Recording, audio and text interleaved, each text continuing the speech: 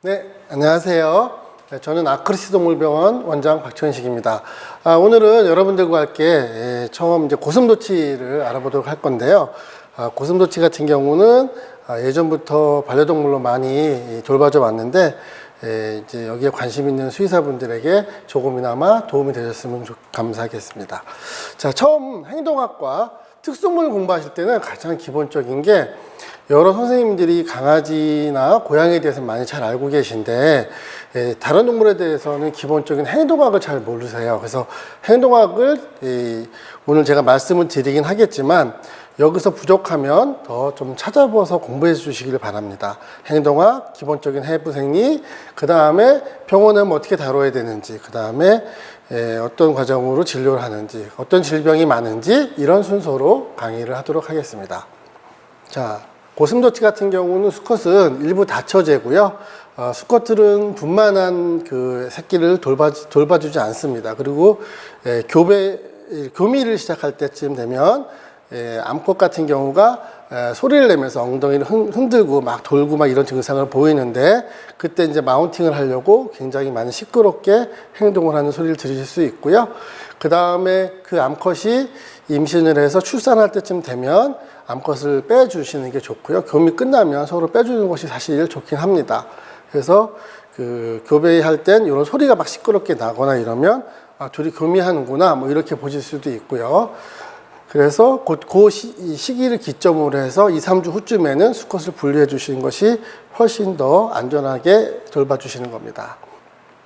자, 요게 바로 태어났을 때 이제 고슴도치거든요. 눈도 안 뜨고, 요 사진 같은 경우는 제가 이제 처음 이제 이 1900년도 말, 참 오래된 얘기죠. 그때 했을 때 태어나서 엄마가 죽어서 이제 젖을 먹이고 이런 과정을 찍어 놓은 건데요. 이제 요렇게 애기 가시가 누워 있다가 쓰고 그 다음에 한 달 지나면 가시가 바뀌게 되죠. 이런 모습이 자기 가시에 이제 침을 바르는 안팅, 셀프 어노인트라는 것을 하는 증상입니다. 자, 여기 보시면 지금 여기 그 애기가 뭔가 얼굴에 비듬이 되게 많아 보이죠. 근데 이게 사실은 비전으로 보면 비듬이 아닌 경우도 많이 있어요.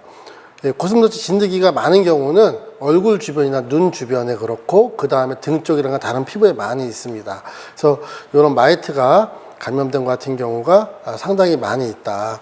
그래서 이거 같은 경우 이렇게 비듬 같은 게 보이면 아까 말씀드렸듯이 설명드렸듯이 비전이라든가 테이프 같은 걸로 검사해서 진단을 하시면 될 것 같습니다. 자, 이거는 어떤 걸로 보이세요? 이거 같은 거 보면 일반적인 고슴도치보다 뚱뚱하죠. 굉장히 많이 비만해서 이제 이렇게 되면 작은 얇은 다리에 체중에 대한 하중이 많이 가서 나이가 들면 들수록 관절 질환이라든가 이런 게 생기고요. 그 다음 또 어떤 일이 생기냐면 이쪽 다리가 이렇게 있으면 이 피부가 자라서 내려오게 됩니다. 지금 우리 여기 있는 살이 이렇게 내려와서 이쪽으로 해서 자꾸 접촉성 피부염을 일으키게 되는 경우 되게 많이 있어요. 그래서 비만한 경우는 그런 문제점들이 많이 생길 수 있기 때문에 보호자분들께 적절한 비만용 사료를 주신다든가, 고슴도치 전용 사료가 아직 비만 전용 사료는 없습니다. 그런 경우는 이제 고양이용 비만용 사료를 갖다가 추천해 주셔도 좋게 반응을 보일 수 있습니다. 그리고 물론 운동 시켜주는 게 제일 좋겠죠. 적게 먹고.